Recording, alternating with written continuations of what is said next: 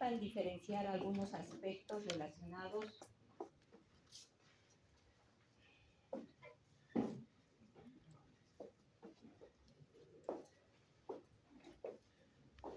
con los conceptos en relación a la historia clínica y lo que es el expediente clínico. Entonces, lo que ahora vamos a ir a identificar es fundamentalmente la diferenciación de lo que es el expediente clínico y la historia clínica. Y solamente vamos a ir a enfocar lo que nos corresponde, que es la historia clínica. Ustedes en esta etapa de su aprendizaje van a tener el nexo con personas, pacientes.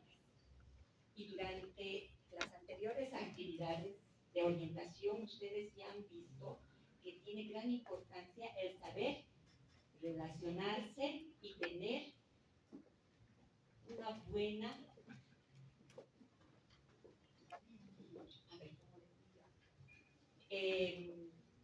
saber identificar bien todos los aspectos que vayamos a tener de relación.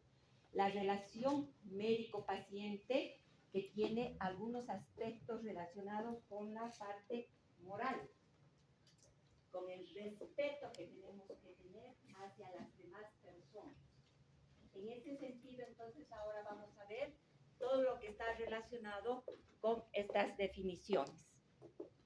Expediente clínico, historia clínica y saber de la historia clínica las características de identificación que vayamos a poner en práctica con el paciente.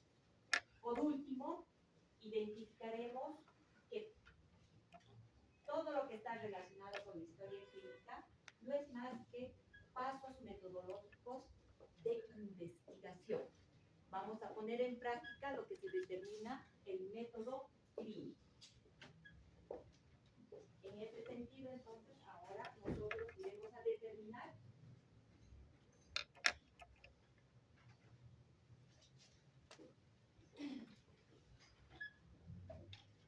ya no se acabó la batería. ¿Escuchan atrás, señores estudiantes?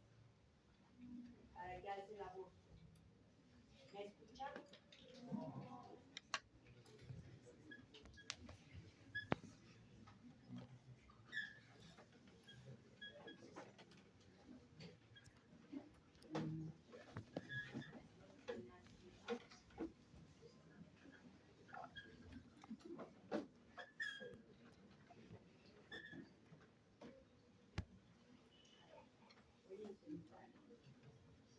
Hola.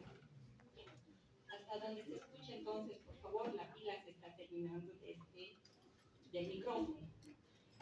En relación al expediente clínico, cuando cualquier persona, sea un niño o una persona adulta, acude a una institución de salud, nosotros tenemos, si es que esta persona ha acudido anteriormente, toda su historia de salud.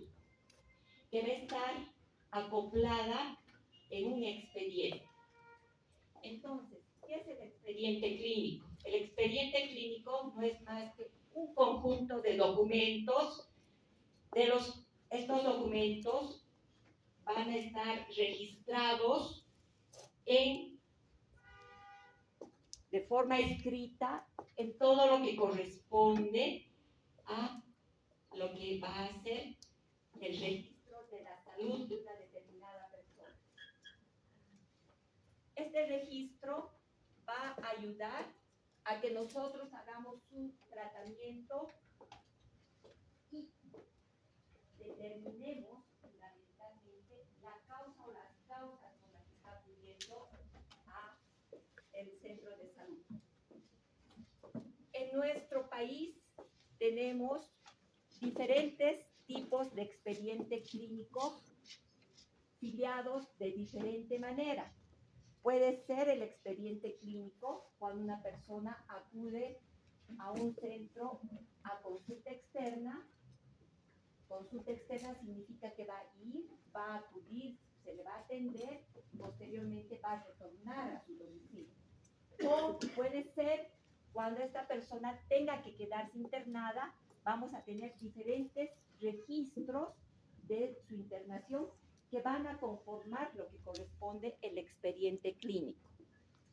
O de lo contrario, cuando esta persona asiste a un centro de salud de manera urgente o por emergencia, de igual manera, este conjunto de documentos van a conformar lo que es el expediente clínico.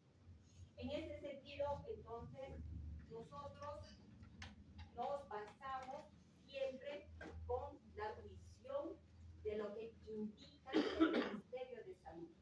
Y en ese sentido, el expediente clínico lo vamos a identificar con los siguientes registros, que es un documento de elaboración de manejo que tiene la tutoría del Ministerio de Salud en nuestro país y que tiene características también de tipo legal, policial. En ese sentido, este ejemplo de expediente clínico está dado fundamentalmente con algunos registros. Este es un expediente clínico en relación con un paciente que está internado en cualquier centro de salud, donde nosotros vamos a tener en este registro la gráfica de los signos vitales, vamos a tener una nota de internación. Tendremos la historia clínica, tenemos las hojas de evolución y de tratamiento, los exámenes complementarios que se soliciten, que son exámenes de laboratorio, de imagenología o de otras características. Si esta persona tiene que hacer alguna evaluación por otros servicios, las hojas de interconsulta. Y de igual manera, hojas de referencia y contrarreferencia. Si es un paciente que esté internado en el área quirúrgica, pues necesitará la evaluación por el servicio de anestesiología. Tendrá hojas de registro de una visita previa, durante el procedimiento anestésico, un protocolo de la anestesia y posterior a la anestesia. Todos esos documentos deben estar registrados en esta historia clínica. De igual manera, posterior al procedimiento quirúrgico, el protocolo operatorio, y cabe mencionar que cuando se admite a los pacientes en general en cualquier institución, es importante que ustedes tengan lo que corresponde a la nota de consentimiento informado. Y el consentimiento informado va relacionado con que el paciente y los familiares deben tener el conocimiento acerca de lo que está sucediendo en la salud propia. Y nosotros tenemos la obligación de informarles tanto los pros y contras, que el paciente y familiares firmen ese consentimiento para que no exista ningún tipo de inconveniente durante el tiempo que esté internado y no existan problemas de tipo legal, que es la causa muchas veces de inconvenientes. ¿Debido a qué? Debido a que nosotros muchas veces no comunicamos de manera adecuada todo lo que puede suceder acerca de una determinada enfermedad. ¿A qué me refiero?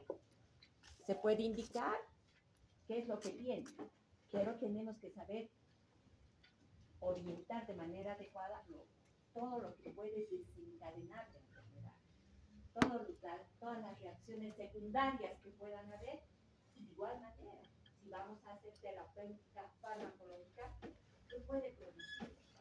Entonces sí es importante que todo eso nosotros vayamos a orientar y que esté todo determinado en el consentimiento informado. El expediente clínico es el manejo de toda la historia de un determinado paciente que está a cargo de todo el personal de salud. No solamente es el médico el que va a hacerse cargo del expediente. Es todo el personal de salud y el personal de salud es amplio. Por tanto, a la vez tenemos también el registro de enfermería. El registro de enfermería de la administración de la medicación, de la terapéutica. Las señoras enfermeras o en general enfermería registra todo lo que va a proceder a realizar. Está todo registrado. Entonces, todos esos documentos corresponden al conjunto del expediente clínico. Y por último, cuando el paciente ya está curado o ya ha sido tratado, al ser egresado, nosotros tenemos que hacer un resumen de todo lo que ha ocurrido en el momento, y a ese documento se denomina epicrisis. Entonces, en resumen, ahí tienen varios de los documentos. Y si se dan cuenta, dentro de estos documentos se encuentra la historia clínica. Entonces, ¿cuál es la diferencia entre historia clínica y expediente clínico? El expediente clínico es un conjunto de documentos de una determinada persona acerca de su salud. ¿Sí? Y la historia clínica no es más que la información que vamos a tener del padecimiento actual que ha llevado a que esta persona, en este caso, esté internada. Entonces, hasta ahí estamos con los conceptos claros. ¿Están claros? En este momento, expediente clínico está claro. Es importante porque ustedes tienen que saber manejar toda su vida. Todos son documentos escritos y algunos son gráficos. Por ejemplo, los signos vitales son documentos gráficos que ustedes van a realizar o que el personal de enfermería va a realizar. Podemos tener otro tipo de documentos magnéticos en imagenología, por ejemplo, ¿no? La resonancia magnética va a ser un documento que nos va a ayudar. Entonces, ese conjunto corresponde al historial de una determinada persona que se denomina expediente clínico.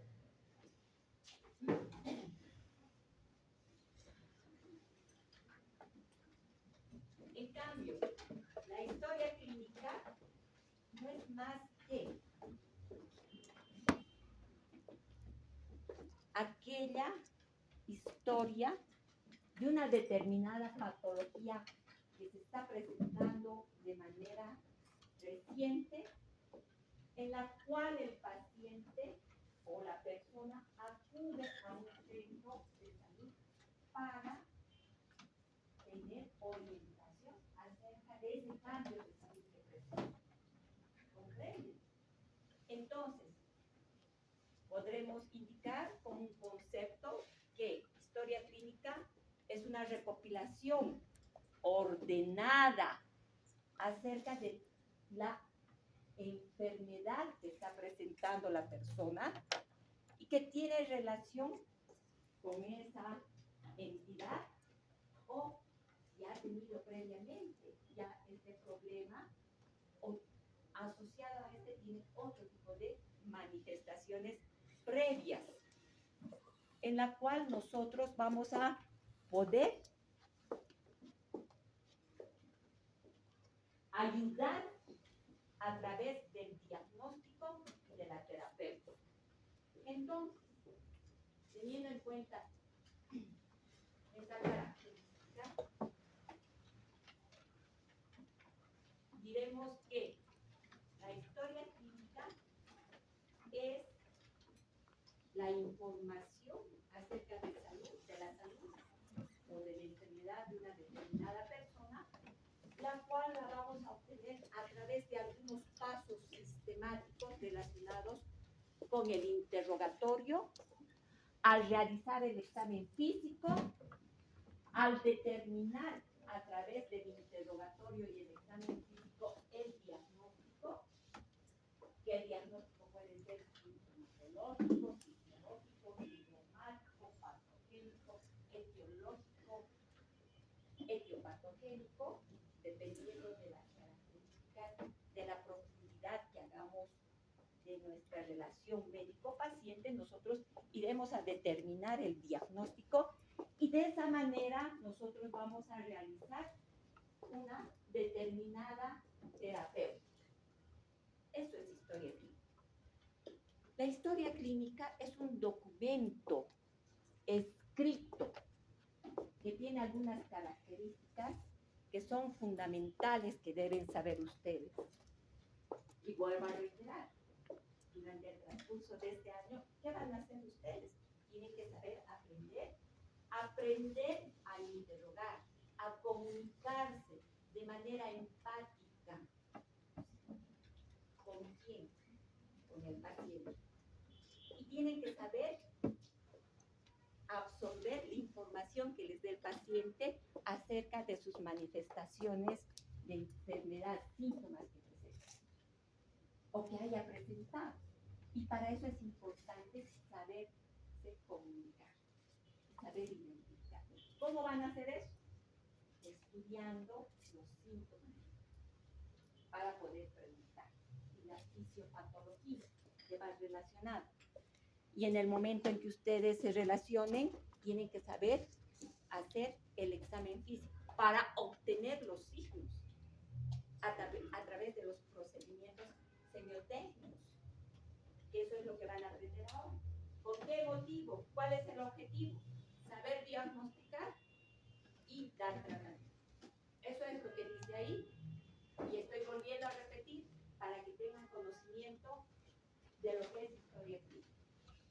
Y está resumido en este concepto, pero parte de su desarrollo, del incentivo que vayan a tener en el transcurso de este tiempo para que sepan aprender.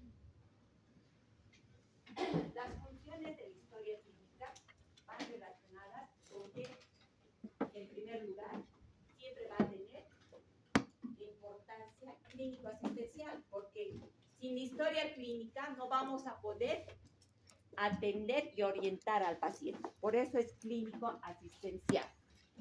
Tiene una función en la parte de docencia. A través de la historia clínica, ustedes, señores estudiantes, van a aprender a hacer justamente lo que es historia clínica, pero también van a aprender a hacer el razonamiento clínico y determinar los diferentes diagnósticos que pueda tener una determinada persona.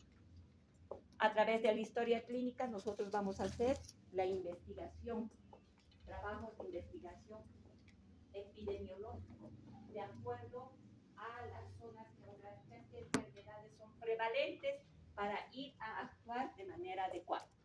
¿Tiene una importancia judicial? Pues sí tiene, porque nosotros tenemos que saber modular de manera adecuada con el paciente para que nosotros podamos identificar las diferentes patologías que tenga y saber orientar para que se puedan hacer certificaciones por invalidez, por ejemplo. Por eso tiene un conmutante judicial. O de lo contrario, que las personas problemas de tipo judicial o no tener una buena orientación. Eso se denomina una mala práctica, ¿no? Por eso es importante siempre tener un buen criterio en el momento de relacionarse y hacer la historia clínica. El control de calidad y la gestión y la administración son temas eminentemente de tipo administrativo importantes, porque a través de la historia clínica se tiene que ver la calidad, cómo se está identificando el escrito médico, sea de forma escrita o a través de sistemas informáticos, pero que todo esté claro para determinar si existe o se debe modificar la calidad en algún centro de atención de salud. Nosotros, en la parte pública, tenemos muchas deficiencias, entonces hay que mejorar el control de calidad. control de calidad por las deficiencias económicas que tiene un centro de salud no significa que como ustedes, estudiantes, mi persona como docente, vayamos a hacer una historia clínica de mala calidad, porque ¿qué es? Es la relación que vamos a tener con el paciente y la identificación de los síntomas y signos que debe ser de manera adecuada. ¿Y cómo los vamos a obtener? Teniendo conocimiento. Entonces, para eso es importante lo que continuamente les voy a indicar en esta actividad, estudiar. Y la parte de la gestión y la administración es a través de toda la parte administrativa, que el centro de salud tenga todos los medios adecuados para que uno se pueda desenvolver y poder hacer una buena identificación y tratamiento en un determinado caso. Entonces, esas son las funciones de la historia clínica. En resumen, la historia clínica es un documento médico-legal. Así resumen algunas personas. Está muy bien, pero tiene todas estas características que tomar en cuenta. A la vez, para que se cumplan con esas funciones, la historia clínica debe tener estas condiciones: ser única, íntegra, acumulativa, secuencial, normalizada, ordenada, auténtica, identificada, conservable y recuperable. ¿Qué significa eso? Que en el centro hospitalario, en el centro de salud, donde se está haciendo la evaluación, pues tenga toda la parte administrativa estas características. Entonces, única porque es solamente de una persona y tiene que estar identificado con el nombre de esa persona. Íntegra porque va a estar identificado todo el historial desde que nació hasta la actualidad. Por eso es acumulativa y secuencial. Va a estar ordenada de acuerdo a los grupos etarios de consulta que haya tenido la persona. De esa manera está ordenada y normalizada porque va a tener códigos en su, cuando se vaya a guardar en los servicios administrativos correspondientes. Bien identificada, que se conserve para que se pueda en algún momento obtener, recuperar y podamos evaluar toda esta historia clínica. En resumen, va relacionado con el expediente clínico.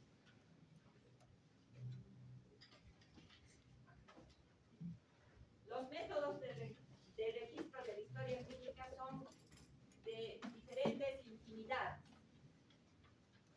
sin fin. Pero acá les muestro específicamente que nosotros vamos a hacer la historia clínica y vamos a registrar de forma manual o, quién sabe, de forma informática, a través de sistemas informáticos, que en la parte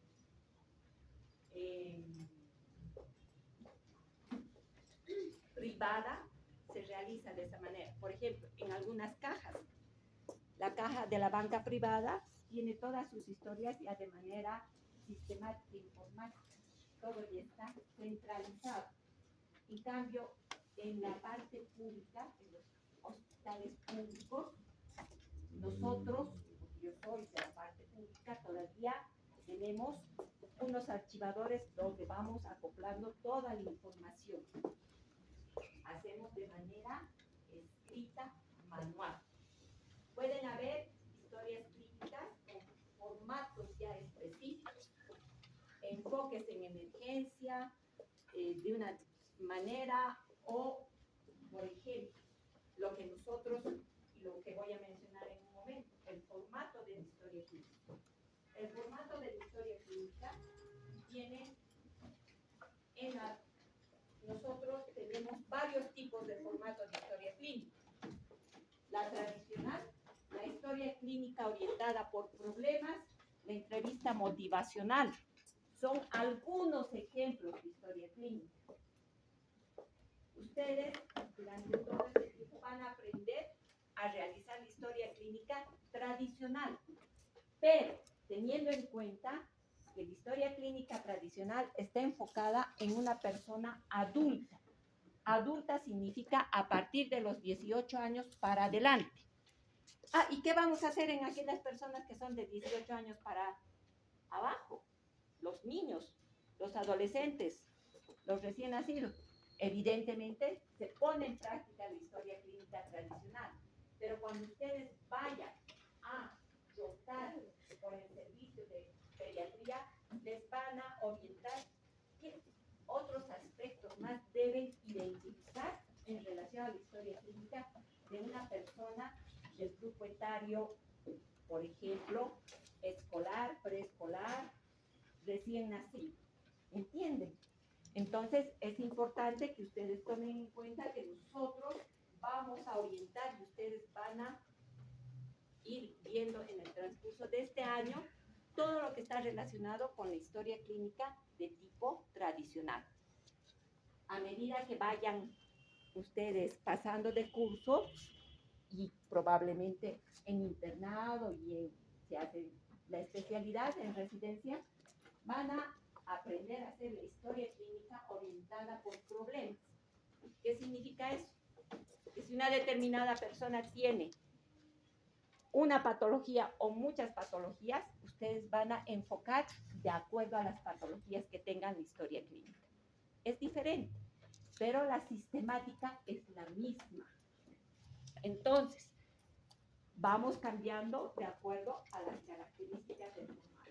Vuelvo a reiterar, nosotros solamente vamos a hacer historia clínica teniendo en cuenta la parte tradicional en la persona adulta. La historia clínica, por ejemplo, del servicio de cirugía o del servicio de neurología, tiene algunos aspectos diferentes que los van a aprender de igual manera. Ahora vamos a ir a ver todo lo que está relacionado con los aspectos de la historia clínica en general. Y si vamos a hablar de la historia clínica,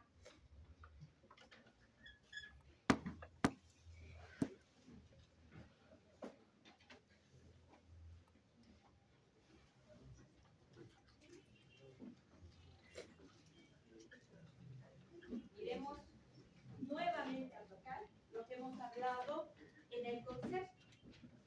Voy a ser repetitiva. Las partes de la historia clínica son la anamnesis, el examen físico, el diagnóstico y el tratamiento. Ustedes van a hacer en el transcurso de este año hasta diagnóstico. El tratamiento van a ir aprendiendo en los años superiores. Para poder realizar toda la historia clínica, nosotros tenemos una sistemática ordenada que la debemos tener en mente. Pero cuando estamos con el paciente, nosotros no vamos a ser como máquinas, como robots. Tenemos que saber comunicarnos de manera adecuada, de manera empática, cálida, con calidez, para que nos pueda el paciente dar la información de manera adecuada. Entonces, no siempre vamos a hacer historia clínica de esta forma sistemática. Por eso, acá pongo que no es una forma rígida, sino que vamos a saber cómo se realiza, pero en el momento de hacer la historia iremos modificar. Vamos a ir viendo justamente todas las partes de la historia clínica ahora.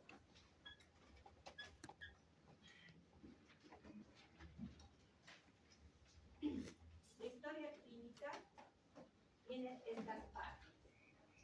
En relación al interrogatorio, que no es más que la anamnesis, nosotros vamos a tener que ir a identificar lo que es la afiliación, motivo de consulta, la historia de la enfermedad actual, los antecedentes personales patológicos, personales no patológicos, antecedentes gineco-obstétricos, antecedentes familiares, anamnesis por sistema. Todo esto que estamos mencionando en este momento se denomina anamnesis, interrogatorio. Es el interrogatorio, es lo que vamos a ir a indagar cuando estemos con el paciente. Y vamos a tener dentro de la anamnesis una anamnesis reciente y una anamnesis remota. ¿A qué me refiero con anamnesis reciente? Está relacionado con el motivo de consulta y la historia de la enfermedad actual. Los hechos, los síntomas por los que está acudiendo a consultar la persona.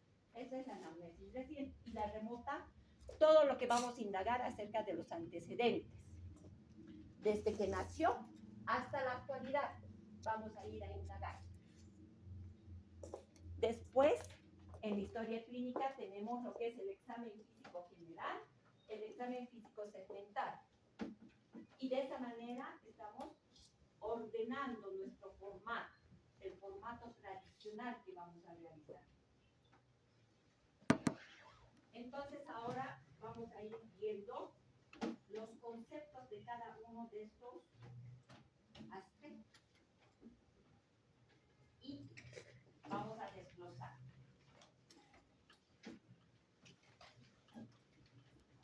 En la literatura, el enfoque es diferente de algunos aspectos de la filiación.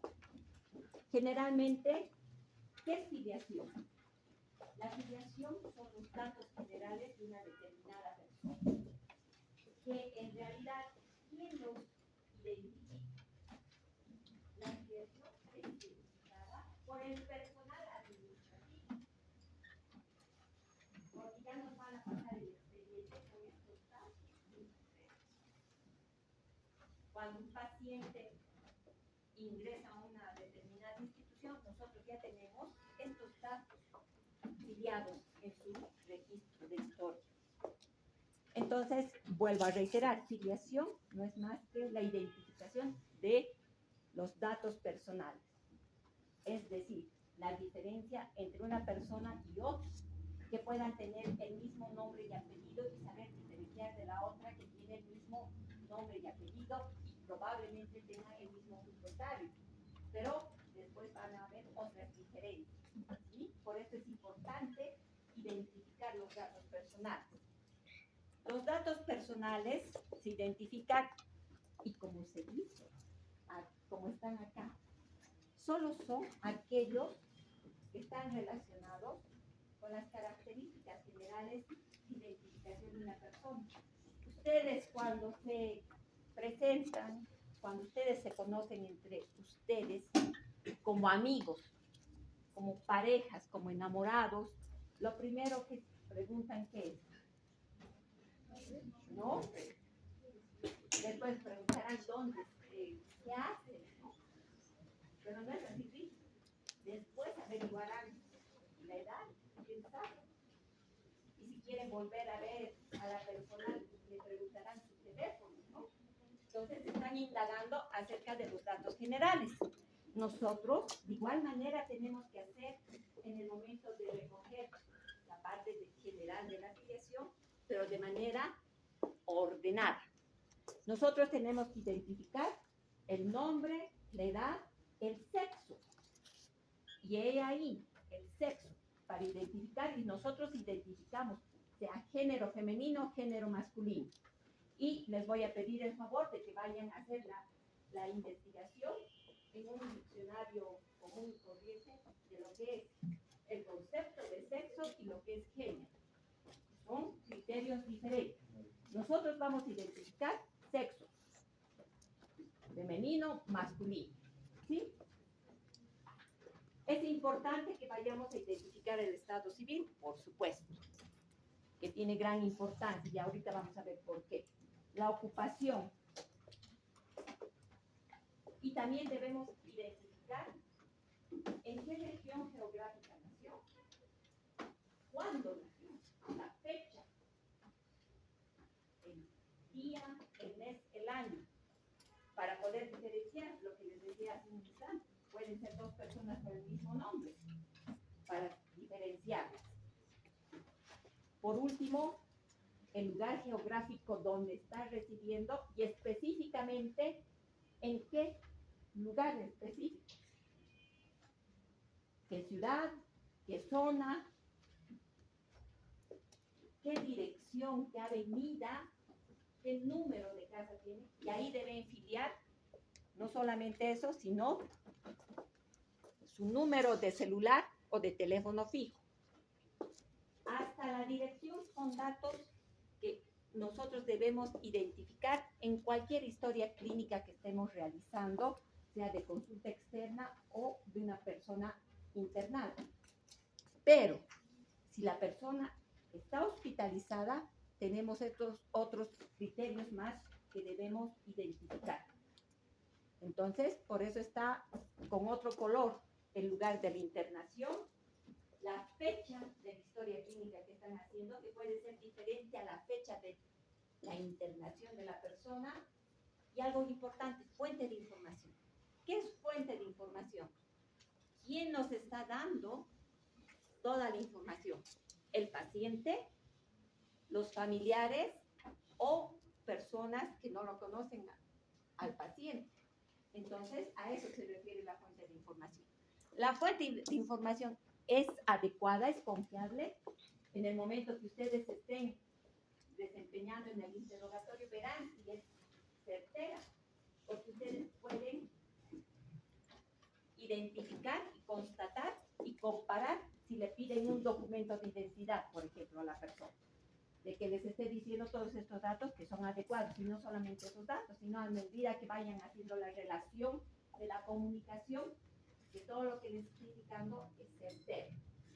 Entonces, la fuente de información, si es el paciente, se pone el paciente, y si es adecuada, confiable. Puede ser en un niño, la fuente de información es familiar, el que esté a cargo, pondrán fuente de información indirecta, porque no es directa, su familiar, confiable. O si es una persona que está en estado de coma, ¿quién va a dar la información? El allegado. Puede ser un accidente de tránsito, el policía. Es una tercera persona que solo ha visto el momento que ha pasado el hecho, pero no tiene conocimiento de todos los criterios. Es una tercera persona que nos está dando una información adecuada, pero no completa. Y eso es lo que tienen que poner. ¿Sí? Por eso tiene gran importancia y va relacionada con qué? Con los hechos. Por eso es un documento legal. Acá tenemos que saber bien esta característica. Al hablar de datos de referencia nos referimos que otras personas que están con el paciente que van a hacerse cargo del paciente, debemos identificar el nombre de esa persona y su número de teléfono para poder acudir a él. ¿Por qué nos sirve la afiliación? ¿Cuál es el fundamento, la finalidad de identificar estos datos? Ya les he explicado, para diferenciarnos. Todos somos diferentes, ¿no? Para diferenciar a un paciente. Pero nos sirve como un documento epidemiológico de investigación legal. Porque acá están todos los criterios que a través de la edad, del sexo, del estado civil, de la ocupación, de la procedencia, de la residencia, nosotros vamos a tener a esa persona, yo ya la voy a enfocar con algunos criterios. Esta persona por lo que es del sexo femenino, joven, adulta, que es secretaria y vive en la zona urbana, yo ya pienso en enfermedades que pueda tener. Mi cabeza ya está haciendo un ejercicio de las enfermedades que pueda tener esta persona. ¿Entienden? Por eso tiene gran importancia en la parte clínica. Nosotros ya estamos identificando qué puede tener, qué enfermedades pueda desencadenar esta persona. ¿Entendido? Entonces, esos son los criterios de la afiliación que deben tomar en cuenta.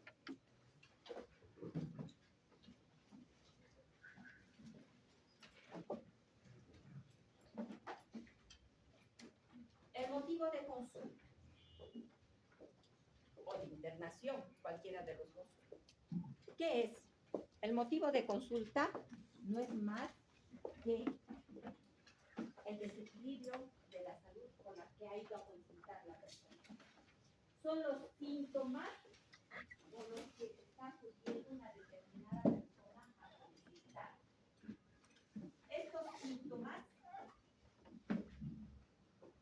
o quién sabe, signos deben ser identificados en el motivo de consulta, teniendo en cuenta el síntoma patognomónico. De acuerdo a lo que ustedes van a ir interrogando, van a encontrar que se puede identificar uno o más síntomas. Y de estos, uno de ellos tiene gran importancia. Ese lo vamos a identificar en primer lugar. A eso se llama síntoma o signo patognomónico. Porque a través de ese signo nosotros vamos a hacer todo el desarrollo de la historia de la enfermedad actual.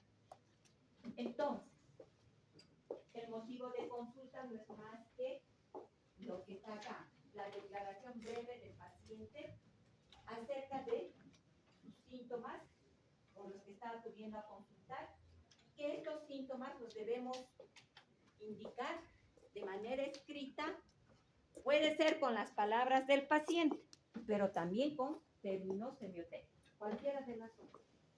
O colocamos con las palabras del paciente o con términos semiotécnicos. Estos síntomas, de acuerdo a lo que vamos a hacer ahora, a lo que van a aprender ustedes, porque hay diferentes formas de colocar, nosotros vamos a identificar los síntomas de forma puntual. ¿Qué significa eso? Si el paciente me dice que tiene un síntoma, muy bien, otro síntoma. Náuseas, muy bien. Su compañero ha dicho fiebre. Fiebre es diagnóstico. Síndrome febril es diagnóstico. Fiebre es mejor que digan ustedes, y eso no está mal, está muy bien. Alzas térmicas, ese es el síntoma. Alzas térmicas, náuseas, dice su compañero. Otro síntoma. Nosotros vamos a identificar alzas térmicas, náuseas, de forma puntual. Vamos a identificar puntualmente de forma vertical. Si tenemos 5 síntomas, de forma vertical los identificamos los 5 síntomas. Solo el síntoma. Y por orden de importancia, ustedes determinan el síntoma patognomónico. ¿Cuántos síntomas van a identificar o signos? ¿20, 30? No. Ustedes tienen que saber identificar. No les voy a decir la cantidad, pero tampoco van a identificar 30 síntomas, porque después, en un instante, van a saber el por qué. Identificarán los más relevantes para el desarrollo. ¿Y cómo van a saber? Pues en el momento del interrogatorio se van a dar cuenta ustedes. Entonces, ese es el motivo de consulta. De esa manera ustedes deben realizar. La historia de la enfermedad actual. Historia de la enfermedad actual. ¿Qué es historia de la enfermedad actual? La historia de la enfermedad actual es una redacción de todos los síntomas por los que está acudiendo el paciente a consultar en el momento que estos deben ser redactados de manera cronológica. ¿Qué significa esto? Que deben ser redactados teniendo en cuenta el tiempo. Deben ser redactados desde el momento en que comenzaron a presentar los síntomas, cómo fueron desencadenándose estos en el tiempo de evolución y en el momento en el que están haciendo el interrogatorio, cómo se encuentran en la actualidad. A eso se llama de manera cronológica. Ese es un aspecto que deben saber. El otro aspecto está relacionado con que de cada síntoma que van a ir a identificar, tienen que saber integrar todas sus características. Las características de los síntomas van relacionados con ¿qué? Con la localización, con la cualidad del síntoma, con la intensidad del síntoma, con la presencia de si existe exacerbantes o atenuantes en la presentación del síntoma. O existen además otros síntomas asociados. Son características que ustedes tienen que saber identificar en en el momento de estar haciendo el interrogatorio y posteriormente cuando hagan ¿qué? Cuando hagan la redacción de la historia de la enfermedad actual. Entonces, el motivo de consulta, identifican los síntomas y en la historia de la enfermedad actual van a desglosarlos, tienen que redactarlos, cumpliendo algunos aspectos. Como les he indicado, es una redacción desde el inicio, la evolución del actual, de los síntomas, en el que vamos a identificar todas sus características. Y eso es lo que ustedes tienen que saber ahora, estudiar las características de los síntomas, para que nosotros nos sepamos responder a las preguntas: ¿qué? ¿Cuándo? ¿Dónde? ¿Cómo? ¿Cuál? ¿Quién? ¿Y por qué? Pero todas estas preguntas son relacionadas con el síntoma. ¿Qué es lo que le ocurrió? ¿Qué molestia tiene? ¿Desde cuándo comenzó ese síntoma? ¿En qué parte del organismo se encuentra? ¿Cómo apareció el síntoma? ¿Cuáles fueron los cambios que presentó con ese síntoma? Y esto es por qué la deducción que ustedes pueden hacer. Entonces, al tener esas características, acá les pongo un ejemplo para que ustedes también puedan ir analizando cuando estén frente a un síntoma. Este memotécnico que se llama Operates les va a ayudar a determinar cuándo comenzó el síntoma, si siempre fue igual, si empeoró o mejoró, junto con ese síntoma, si tiene otros síntomas, cuánto tiempo está presentando, cuánto tiempo dura durante el día o durante el tiempo que haya presentado, si ha tenido esta misma sintomatología anteriormente y con qué frecuencia se va presentando, y qué tan malo es en relación a la severidad, si dificulta realizar su actividad normal. Entonces va en relación con este memotécnico que es importante. Aprende. Por ejemplo, cuando estamos con el síntoma dolor, hay un memotécnico que en inglés se denomina OLCAT y en castellano es el nombre de una mujer. Ya han dicho por allá, Alicia. Alicia va en relación con la aparición del dolor, con la localización en el organismo, dónde se encuentra, con la intensidad del dolor, con las características de la cualidad del dolor. Hemos dicho intensidad, ahora viene la otra ahí, que es irradiación. Si el dolor está en la parte del abdomen, en la región de epigastrio, ¿dónde se irradia? ¿A qué otra región se irradia? ¿Cuáles son los atenuantes o los acompañantes de ese síntoma dolor? Y además de eso, ¿qué otros síntomas se asocian al dolor? ¿Sí? Entonces, estos memotécnicos a ustedes les va a ayudar a que sepan interrogar e identificar para qué, para que puedan hacer una redacción adecuada de la historia de la enfermedad. ¿Comprendido? Entonces, teniendo en cuenta estos aspectos, nosotros continuamos en el interrogatorio. Y lo siguiente que vamos a identificar es lo que está relacionado con los antecedentes personales patológicos. ¿Qué son los antecedentes personales patológicos? Corresponde a el interrogatorio de la vida anterior, desde el momento que está el paciente en nuestra institución para atrás, de forma regresiva. Y eso va regresivamente desde el momento en que ha sido, ¿qué? Desde el momento en que ha sido procreado, creado. Entonces, al hablar de la historia clínica tradicional en los antecedentes personales patológicos, nosotros vamos a preguntar si es necesario que antecedentes perinatales. Si yo les pregunto en este momento si saben sus antecedentes perinatales, ¿saben sus antecedentes perinatales de usted?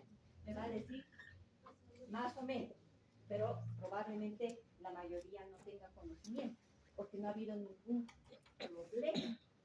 ¿Quiénes saben los antecedentes perinatales de ustedes? Sus mamás o sus padres en general. Ellos son los que saben. Entonces, en una persona adulta no preguntamos, a no ser, preguntamos, pero si la persona no tiene conocimiento, no colocamos. Tiene importancia en el niño. Ahí van a preguntar con mayor objetividad y van a desglosar estos antecedentes.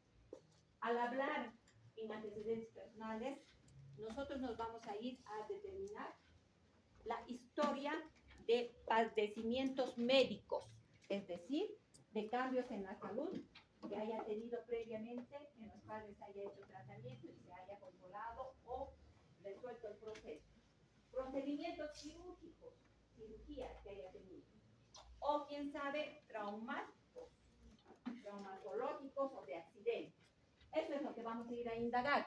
Pero conjuntamente, de manera ordenada, iremos a investigar inmunizaciones. Porque las inmunizaciones van en antecedentes personales patológicos porque es un estado de infección.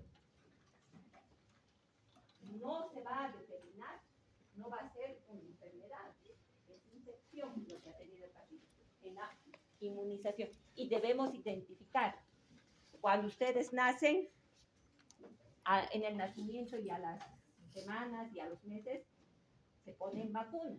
Tenemos que ir a identificar. ¿Estamos haciendo la evaluación? Sí. En una persona adulta, sí, tenemos que identificar. Con mayor amplitud en los niños. Debemos ir a identificar, interrogar acerca del consumo de fármacos. Tiene gran importancia porque nos va a ayudar a determinar patologías previas que haya tenido la persona. Procesos alérgicos. ¿Alérgicos a qué? Alérgicos. Acá no van a ser físicos ni ambientales.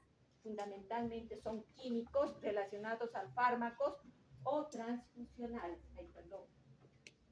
Transfusionales.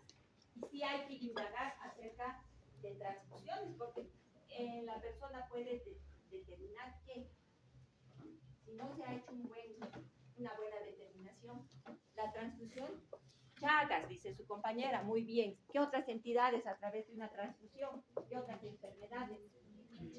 ¿Qué más? Hepatitis, muy bien. Entonces, por eso tiene gran importancia indagar acerca de estos aspectos. Todo eso vamos a ir a identificar en la historia clínica. Los antecedentes personales patológicos. Personales patológicos porque son enfermedades que han roto, ¿no?, la normalidad de una persona. En cambio, los antecedentes personales no patológicos son el interrogatorio de toda la vida normal de la persona. Pero ¿en qué aspectos? ¿A qué aspectos nos referimos? Nos referimos a la historia social, a las actividades básicas, instrumentales de la vida diaria, características socioculturales, epidemiológicas, de tipo espiritual, nutricional, los antecedentes de los hábitos, actividad física y sexualidad. Todo eso se identifica acá. Entonces, tiene gran importancia. Ustedes tienen que identificar desde el momento que nace la persona. Procedencia, residencia o escolaridad. Si es bachiller, si tiene cursos superiores, si es profesional, qué ocupación tiene, qué ocupaciones previas tuvo para identificar posibles enfermedades. Si hizo servicio militar, porque puede adquirir alguna enfermedad. Además de eso, ustedes tienen acá dos aspectos que no se ponen en filiación: la raza y la religión. ¿Cuándo la raza? Cuando vaya en contra de la salud. Y la religión, ustedes saben que con la religión hay procesos, personas que son de determinada religión que no permiten que se hagan tratamientos. Pero por la religión hay personas que son, por ejemplo, veganos o vegetarianos, que pueden tener algún tipo de déficit nutricional. Entonces sí tiene gran importancia indagar cuando va en contra de la salud, porque de lo contrario no es necesario poner. Si va en contra de la salud, se coloca. La nutrición, por supuesto, mucho más ahora. En nuestro medio hay tanto problemas de desnutrición como de obesidad. Por lo tanto, tenemos que indagar acerca de la alimentación de la persona.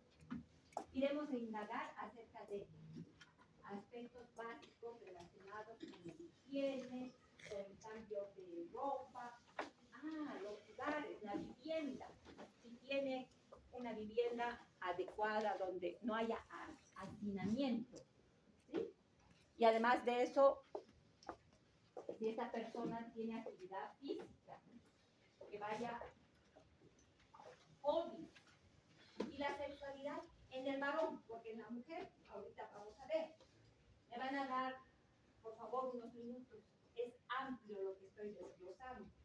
Y sé que me voy a pasar de tiempo. Me van a disculpar, yo sé que es engorroso y están aburridos.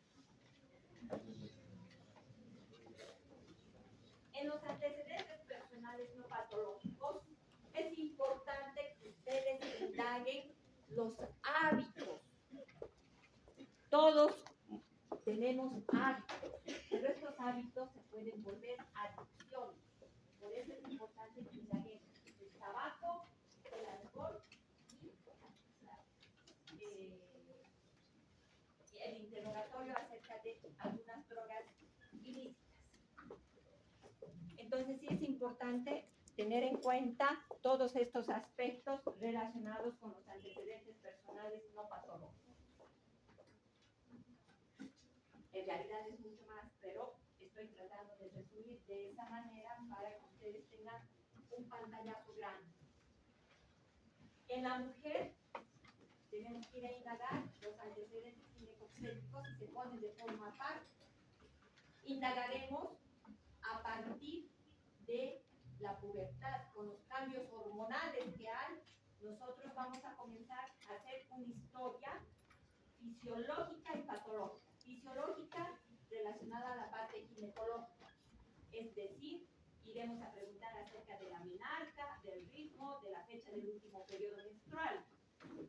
Obstétrica, indagando acerca de los embarazos, de los abortos, de los partos, cesáreas, de los hijos vivos o si han fallecido, si son prematuros, al término, el peso, la talla. Y acá es donde se indaga los antecedentes perinatales de los hijos. ¿Se dan cuenta? Es acá donde tenemos información. Si es una persona adulta mayor del sexo femenino, a partir de los 50 años promedio, aquellas personas que ya están en la menopausia, desde cuándo es la menopausia, y también es importante indagar acerca del Papa Nicolau, de la sexualidad, métodos anticonceptivos y también acerca de la mamografía, porque va a ir relacionada con algunas entidades patológicas prevalentes de la mujer. ¿Comprendido? Son criterios que ustedes tienen que ir a indagar. Posterior a la evaluación de los antecedentes ginecobstétricos, si es mujer, porque si es varón no van a colocar, por favor. Evaluamos antecedentes familiares. Nosotros vamos a hacer el árbol genealógico de las personas, interrogamos, pero vamos a ir a identificar si es necesario desde los abuelos. De lo contrario, padres, hermanos, pareja, hijos, identificando el sexo, la edad, si está vivo, si tiene alguna enfermedad, qué enfermedad tiene y si hace tratamiento. Esto es lo que tenemos que poner. Indagar si algún miembro de la familia tiene alguna enfermedad de tipo familiar, como hipertensión arterial, la diabetes, o sea, las enfermedades crónicas no infecciosas que están en boga en la actualidad. Asma, infarto, cáncer, tuberculosis, enfermedades de transmisión sexual en la pareja. Es importante hablar, indagar. Y además de eso, muchas veces enfermedades de tipo hereditario, congénito.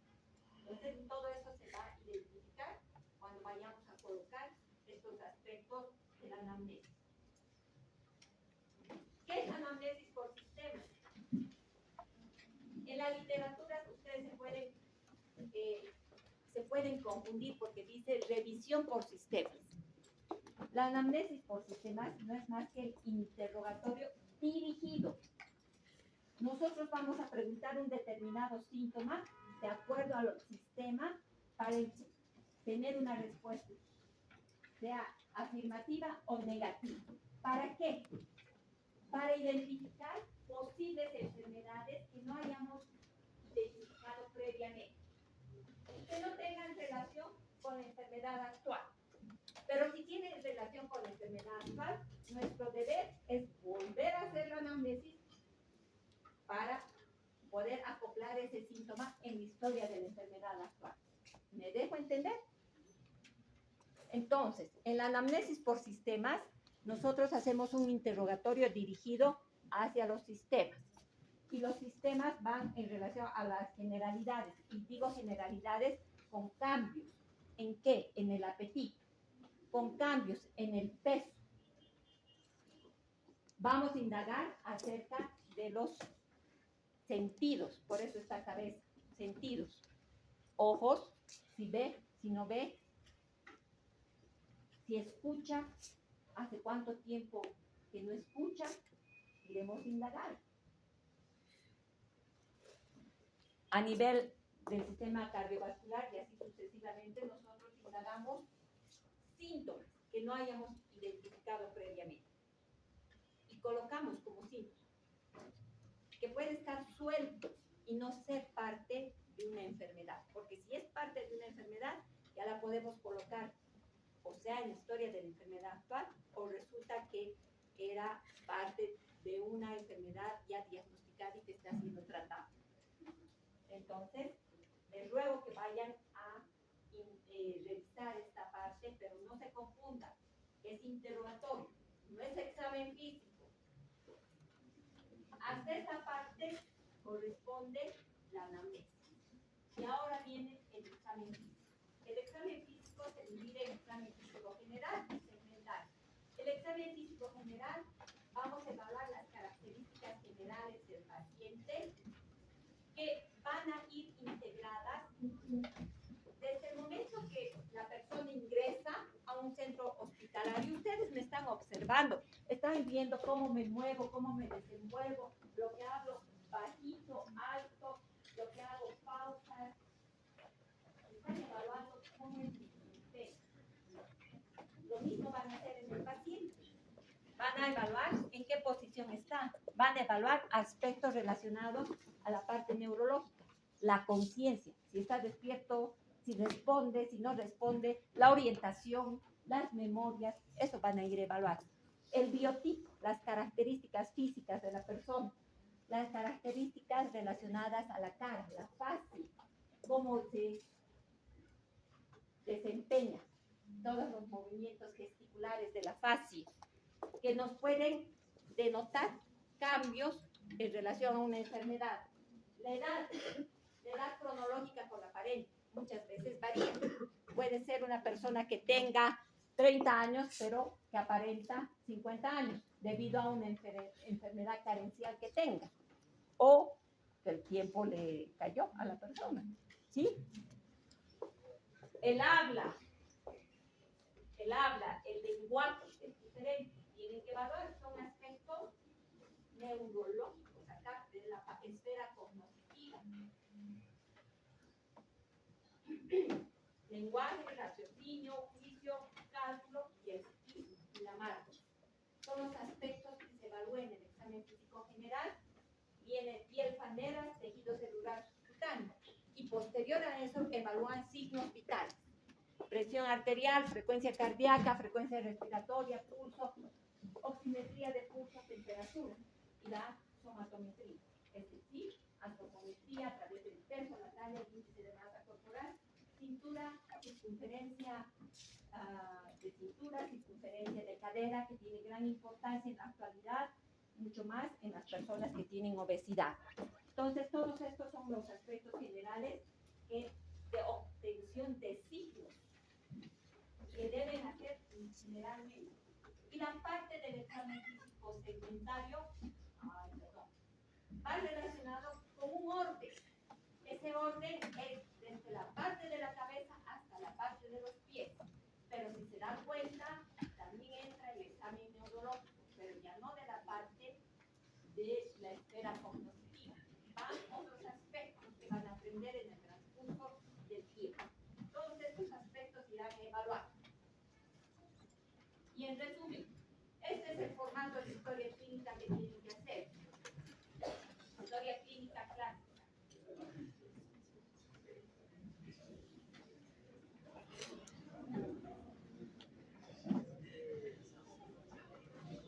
Esta es historia clínica clásica. El documento es escrito y todo documento escrito debe terminar con el nombre y la firma de la persona que está realizando. Por supuesto, irán a colocar el diagnóstico. Esto es lo que hacen y van a lograr realizar de manera adecuada si ustedes estudian y ponen todo el empeño en el transcurso de este año. No solamente me refiero a Medicina 1, que es la integración de semiología con la identificación de síntomas, de signos, sino la asociación con patología clínica, con imagenología, pero algo importante, con fisiopatología. Con fisiopatología deben engranar para poder determinar qué diagnósticos y, por supuesto, todo lo que han llevado anteriormente. Poner en práctica anatomía, fisiología y todas las materias, y en este año farmacología, anatomía patológica, psicología, que tiene gran importancia para que se puedan comunicar con el paciente. ¿Entendido? Entonces, parte de ustedes. Ustedes tienen que tener la iniciativa. Ustedes se tienen que estimular. Lamentablemente son muchos y no van a poder todos ustedes hacer la relación del ejercicio con un paciente. Ustedes tienen que estudiar y en sus familiares y hacer y poner en práctica la historia clínica. Bueno, 5 minutos más de aburrimiento. Me van a disculpar, me he sobrepasado, pero por favor, ténganme paciencia, ya me voy.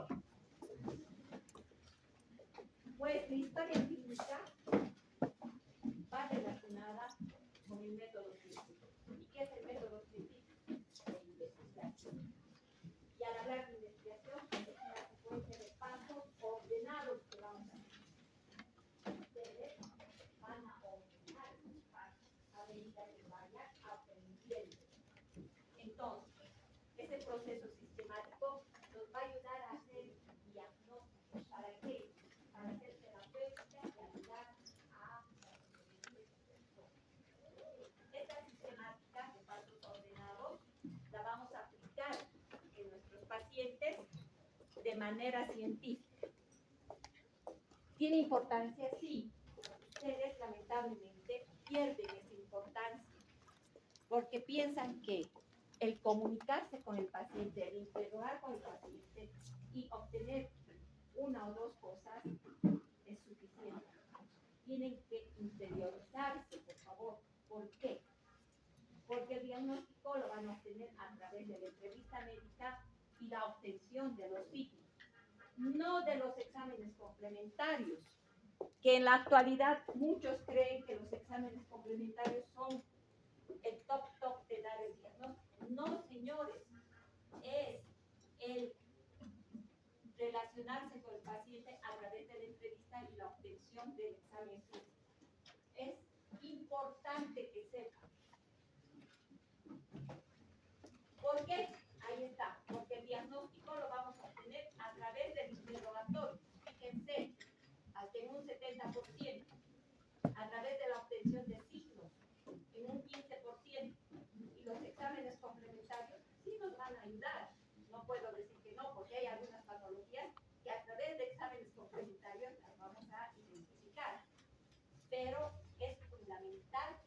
la entrevista, la comunicación, la identificación de todos los criterios que nos vayan a indicar el paciente a través de la anamnesis y la obtención de los signos a través del examen físico para poder ayudarnos con los exámenes complementarios. Y al hablar de exámenes complementarios, no solamente me refiero al laboratorio de imagenología, hay otros procedimientos más que nos van a ayudar. Los requisitos, pues, aun cuando no crean, va relacionado fundamentalmente con el estudiante y el médico. La buena predisposición, el conocimiento para poder identificar todos los cambios de salud que tenga. Todo eso es lo que dice ahí. Y evitar algo que es importante y atrofiar errores. Y siempre ser éticos. Nosotros no podemos ser antiéticos. Tenemos que guardar el secreto médico de una determinada persona. No podemos ir a transmitir. Siempre se guarda, se hace con respeto. Siempre pedimos permiso a la persona para poder comunicarnos y revisar. Si la persona no quiere, pues no podemos hacer. Y se rompe la relación médico-paciente. En este caso, estudiante-paciente. Las etapas del método clínico son, en la parte investigativa, la formulación del problema a través de la identificación de los síntomas que está presentando la persona. La búsqueda de información básica a través de la obtención de estos síntomas y de los signos, es decir, de la anamnesis y el examen físico. La hipótesis diagnóstica, con la conjunción de estos síntomas y signos, hacemos el diagnóstico signológico, sindromático, etiológico y patogénico, que va con la comprobación de la hipótesis diagnóstica a través de qué? A través de todo lo que estamos indicando con los exámenes complementarios asociados. Y iremos a tener el diagnóstico de certeza teniendo en cuenta el diagnóstico cuando se inicia el tratamiento, y de esa manera estamos haciendo todo lo que es el método científico. Si nosotros nos hemos equivocado en la hipótesis diagnóstica, pues tenemos que volver a realizar la anamnesis, el examen físico y comenzar de cero. No es pedir exámenes de laboratorio o de imagenología. Tenemos que volver a hacer la entrevista para poder tener un diagnóstico adecuado. Entonces, en resumen, significa que la predisposición es de saber comunicarnos y tener conocimiento. Acá pienso que concluye mi presentación. Esta es la bibliografía de la que estoy basando de todo lo que está viendo, y en realidad es mucho de lo que he explicado de forma personal, pero algo que quiero volver a recalcar es que todo lo que he hablado es para que ustedes sepan hacer una historia clínica con un formato claro en una persona adulta, porque los pacientes acuden a consultar por varias causas, no siempre porque tengan patología, sino pueden ir a consultar porque quieren prevención, es decir, a un control. Todos nosotros deberíamos acudir a hacer un control médico una vez al año. Dígame, ¿ustedes van a hacer control médico una vez al año? No hacen. El futuro de ustedes es educar a la población acerca de la salud para prevenir las enfermedades. ¿Cómo se van a prevenir? Haciendo no solamente educación, sino deben acudir para identificar a tiempo las enfermedades, no cuando ya están en la etapa final. ¿Comprendido?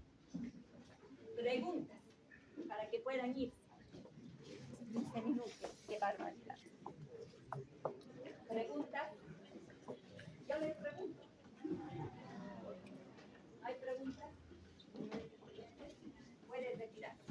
Gracias.